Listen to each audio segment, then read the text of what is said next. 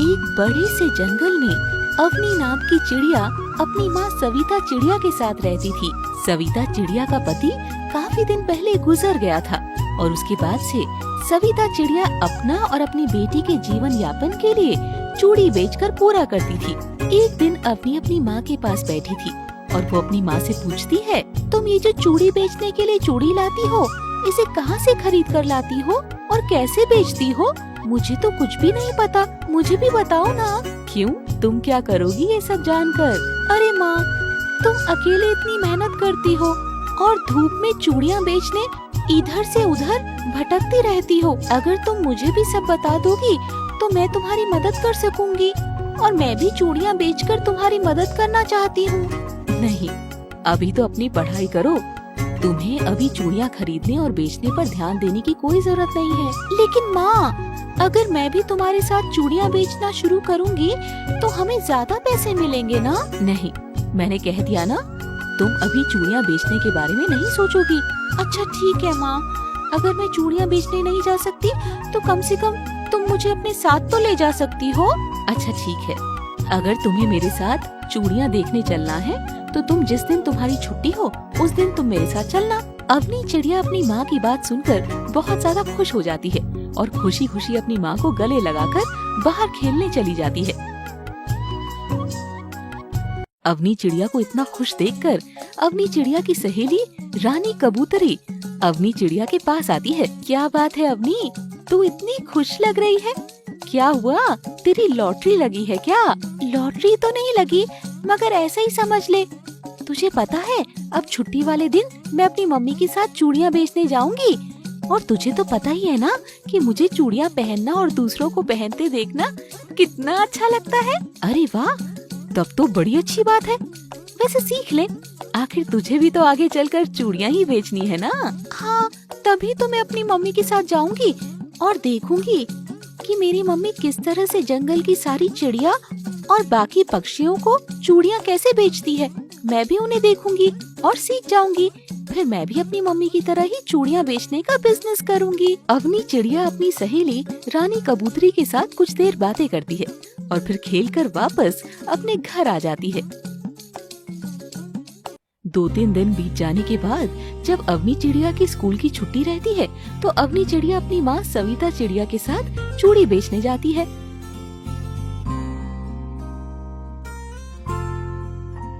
सविता चिड़िया चूड़ी की टोकरी अपने सर पर उठाकर पूरे जंगल में घूमती है और चिल्लाते हुए कहती है, चूड़ी ले लो, चूड़ी, रंग बिरंगी चूड़ियाँ, लाल पीली हरी चमचमाती चूड़ियाँ, सुंदर सुंदर चूड़ियाँ ले लो। माँ को इस तरह चूड़ियाँ बेचते देखकर अवनी चिड़िया काफी खुश होती है और अपनी माँ से कहती है, माँ, तुम इतनी देर से आवाज लगा रही हो लेकिन अभी तक कोई भी चूड़ी खरीदने क्यों नहीं आया? अभी तक नहीं आया तो क्या हुआ, कुछ देर में कोई ना कोई तो आएगा ही लेने चूड़ी। बेचना कोई आसान काम नहीं है। मेरी माँ इतनी तेज धूप में पूरे जंगल में घूम घूम कर चूड़ी बेच रही है और अभी तक कोई भी चूड़ी खरीदने के लिए नहीं आया। अवनी चिड़िया ने सोचा। तभी कुछ देर के बाद मीनू तोती सविता चिड़िया के पास आती है। मीनू तोती नरमी से बोलती है, अरे सविता बहन, आज तुम्हारे साथ तुम्हारी बेटी भी आई है क्या? हाँ मीनू बहन, मेरी बेटी अवनी मेरे साथ चूड़ियाँ बेचने के लिए बड़ी जिद कर रही थी, इसीलिए आज इसके स्कूल की छुट्टी थी तो मैं उसे अपने साथ ले आई। तुम बताओ मीनू बहन, आज तुम्हें मैं कौन सी चूड़ी दूं? मुझे ये नीले रंग वाली चूड़ी दे दो। ठीक है मीनू बहन, लो अपनी नीले रंग की चूड़ी। और कोई चूड़ी लेना हो तो बताओ, मैं वो भी दे देती हूँ। नहीं सरिता बहन, बस ये वाली ही दे दो, बहुत है। चिड़िया बहुत देर से मीनू तोती और अपनी माँ को बात करते देख रही थी। मीनू आंटी, आप ये रेड कलर वाली चूड़ी क्यों नहीं ले रही हैं? ये चूड़ियाँ तो देखने में भी कितनी सुंदर है। अवनी ने कहा, हाँ ये रेड कलर वाली चूड़ियाँ बहुत सुंदर है और मैं इन्हें कल ही ले चुकी हूँ, इसीलिए मैंने आज ये नीली वाली चूड़ियाँ ली है। इसी तरह अवनी अपनी माँ के साथ पूरा दिन चूड़ियाँ बेचती है और घर पहुँचकर अवनी बहुत थक जाती है। माँ, तुम कैसे इतनी धूप में सुबह से शाम तक चूड़ियाँ बेच लेती हो? मैं तो आज पहली बार गई थी और कितना ज्यादा थक गई। अवनी चिड़िया की बात सुनकर सविता चिड़िया मुस्कुराती है। अवनी बेटा, अभी तुम्हें आदत नहीं है ना, इसीलिए तो इतना ज्यादा थक गई। मुझे तो इतने दिनों से आदत है और इसीलिए अब मैं नहीं थकती। और अगर मैं भी तुम्हारी तरह थक जाऊंगी तो हमें हमारे खाने के लिए दाना कैसे मिलेगा। और जिम्मेदारी बहुत बड़ी चीज होती है। जब तुम्हारे ऊपर भी जिम्मेदारी आएगी तो तुम भी समझ जाओगी। अपनी चिड़िया अपनी माँ की बात सुनकर थोड़ा सोचती है। अच्छा माँ, मैं बहुत थक गई हूँ, मुझे कुछ खाने के लिए दे दो। जब तक रात भी काफी ज्यादा हो गई थी तो अवनी चिड़िया अपनी माँ के साथ दाना खाती है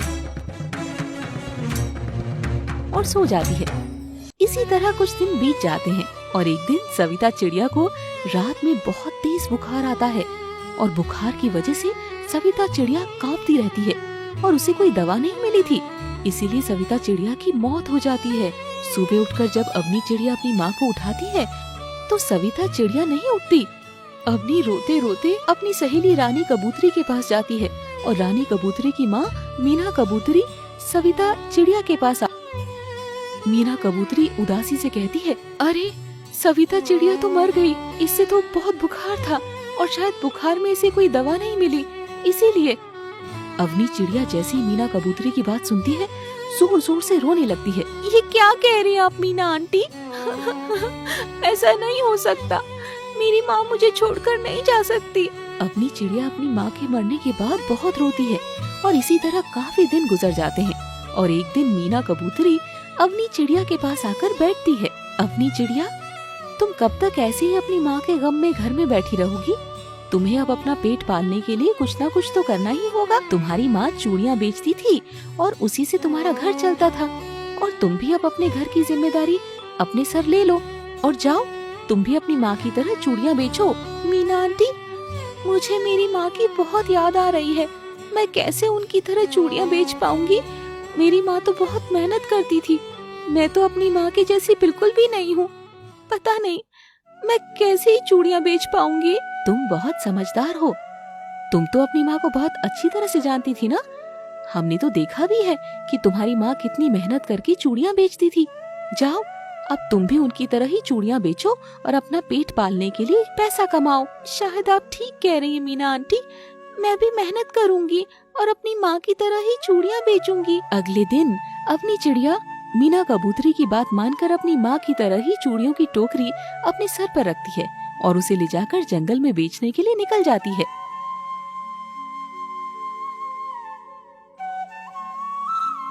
जंगल के सारे पक्षी जो सविता चिड़िया से चूड़ियाँ लेते थे वो सब अब अवनी चिड़िया को चूड़ियाँ बेचते देखते हैं तो सभी अवनी चिड़िया के पास आकर पूछते हैं। रूपा कोयल नरमी से पूछती है, अरे तुम तो सविता चिड़िया की बेटी हो ना, तुम चूड़ियाँ बेचने क्यों आई हो? तुम्हारी माँ सविता चिड़िया क्यों नहीं आई? मैं तो इतने दिनों से उसका इंतजार कर रही थी चूड़ी लेने के लिए। हाँ अवनी बिटिया, तुम्हारी माँ कहाँ है? मुझे भी चूड़ियाँ लेनी थी। उन दोनों की बातें सुनकर अवनी चिड़िया रोने लगती है। अरे अवनी बिटिया, तुम रो क्यों रही हो? मीनू आंटी, मेरी माँ का देहांत हो गया, वो अब कभी चूड़ियाँ बेचने नहीं आ पाएंगी। अब उनकी जगह मैं चूड़ियाँ बेचूंगी तो क्या आप लोग मुझसे चूड़ियाँ नहीं खरीदेंगी? अरे लेकिन सविता चिड़िया का देहांत कैसे हुआ? माँ को बहुत तेज बुखार आया था और बुखार की वजह से ही उनकी मौत हो गई। कोई बात नहीं, रो मत बेटा, हम जैसे तुम्हारी माँ से चूड़ियाँ खरीदते थे उसी तरह से तुमसे भी खरीदेंगे। लाओ, तुम मुझे वो पीली वाली चूड़ियाँ दे दो और ये लो इसके पैसे।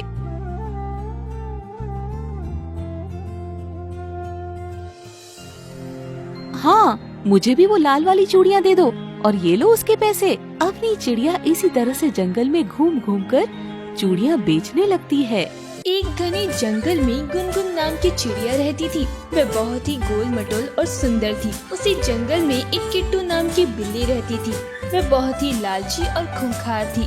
वह हमेशा पक्षियों के अंडों को खा लेती थी और उनके बच्चों को भी मार डालती थी। एक दिन की बात है, गुनगुन चिड़िया माँ अपने अंडों के साथ बैठी हुई होती है। तभी वहाँ पर एक कोयल आती है जिसका नाम सुरीली होता है। सुरीली कोयल गुनगुन चिड़िया की तरफ देखकर कहती है, तुम अपने अंडों का ख्याल रखना, कहीं ऐसा न हो किट्टू बिल्ली तुम्हारे भी अंडों को खा जाए। क्या हुआ सुरीली बहन, क्या आपके अंडों को किट्टू बिल्ली ने खा लिया? इस पर सुरीली कोयल दुखी होकर गुनगुन चिड़िया से कहती है, अभी तो नहीं खाया है, पर डर लगता है कहीं वह बिल्ली मेरे भी अंडों को ना खा ले, क्योंकि वह सभी पंछियों के अंडों को खा लेती है। तो तुम यहाँ पर क्या कर रही हो बहन? तुम्हें तो अपने अंडों के पास होना चाहिए था। कहीं ऐसा न हो कि अंडों को अकेला देखकर वह बिल्ली तुम्हारे अंडों को भी खा ले। मेरे अंडों के पास मेरी दोस्त गायू कोयल बैठी हुई है, वह अंडों की देखभाल कर रही है। इसके बाद वे दोनों काफी देर से बातें करती रहती है। तभी वहाँ पर गायू कोयल रोती हुई आती है और रोते हुए कहती है, मुझे माफ कर दो, मैं तुम्हारे अंडों को नहीं देख पाई और बिल्ली ने तुम्हारे अंडों को खा लिया। यह सुनकर सुरीली कोयल बुरी तरीके से रोने लगती है। सुरीली कोयल रोते हुए, पर मैंने तो तुम्हें वहाँ पर देखभाल के लिए रखा था, फिर मेरे अंडों को कैसे उस बिल्ली ने खा लिया? मुझे माफ कर दो, उस बिल्ली ने हम पर हमला कर दिया था और उसी बचाव में तुम्हारे अंडों को किट्टू बिल्ली ने खा लिया। मैं तुम्हारे अंडों को नहीं बचा पाई। इस पर सुरीली कोयल बहुत दुखी हो जाती है। तो गुनगुन चिड़िया उसको समझाते हुए कहती है, कोई बात नहीं बहन, जो होना था वह हो गया। वह बिल्ली बहुत ही खतरनाक है, हमें उससे सावधान रहना चाहिए और तुम्हें भी अपने अंडों को सुरक्षित रखना चाहिए था। सुरीली कोयल गुनगुन चिड़िया की बात सुनकर कहती है, तुम ठीक कह रही हो, मुझे अपने अंडों को अकेले नहीं छोड़ना चाहिए था। और इसके बाद सुरीली कोयल अपने घोंसले में चली जाती है। सुरीली कोयल के साथ जो होता है उसे देखकर गुनगुन चिड़िया बहुत ज्यादा दुखी हो जाती है, क्योंकि उसे अपने भी अंडों की फिक्र होने लगती है, कहीं उसके अंडे भी किट्टू बिल्ली ना खा जाए। वहीं किट्टू बिल्ली अपने मन में हंसकर सोचती हुई, अब जंगल में लगभग सभी अंडों और बच्चों को खा लिया है, अब बस एक दो ही और बचे हैं, उन्हें भी मैं खा लूंगी। एक दिन गुनगुन चिड़िया अपने अंडों के साथ बैठी होती है। तभी वहाँ पर किट्टू बिल्ली आ जाती है। किट्टू बिल्ली को देखकर गुनगुन चिड़िया बहुत बुरी तरीके से घबरा जाती है, क्योंकि उसे पता होता है कि वह उसके अंडे खाने को आई है और वह अपने अंडों को बचाने की बहुत कोशिश करती है। पर किट्टू बिल्ली गुनगुन चिड़िया के अंडों को खा जाती है और वहाँ से भाग जाती है।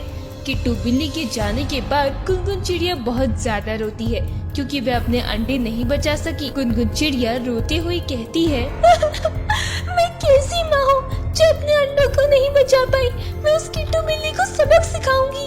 एक महीना बीत जाने के बाद गुनगुन चिड़िया बुलबुल चिड़िया के साथ रहती है, क्योंकि बुलबुल चिड़िया माँ बनने वाली होती है। तो गुनगुन चिड़िया उसी के साथ रहने लगती है, क्योंकि जंगल में अभी कोई भी चिड़िया माँ नहीं बनी थी, तो अभी सिर्फ बुलबुल चिड़िया ही माँ बनने वाली होती है। और उसकी देखभाल के लिए गुनगुन चिड़िया और सुरीली कोयल भी होती है। गुनगुन चिड़िया ने पहले ही किट्टू बिल्ली को सबक सिखाने का सोच लिया था और उसी पर वो सभी एक योजना बनाते हैं। गुनगुन चिड़िया सभी को योजना में शामिल करती है और फिर सभी लोग योजना पर काम करते हैं। सभी लोगों अंडों के ऊपर एक जाल बनाते हैं, उसमें बहुत सारे कांटे लगाते हैं और सभी आसपास बैठ जाते हैं। जाला तैयार हो जाने के बाद गुनगुन चिड़िया उन सबकी तरफ देखकर कहती है, अब जैसे ही किट्टू बिल्ली इन अंडों पर हमला करने के लिए आएगी तो हम लोग उसके ऊपर जाला डाल देंगे। पहले तो हम उसको डराएंगे, पर यदि वे नहीं मानी तो हम लोग उस पर जाला फेंक देंगे। थोड़े समय के बाद किट्टू बिल्ली आती है। जैसे ही किट्टू बिल्ली अंडों के पास उन्हें खाने के लिए आती है तो वो सभी एक हो जाते हैं और किट्टू बिल्ली को वहाँ से भगाने लगते हैं।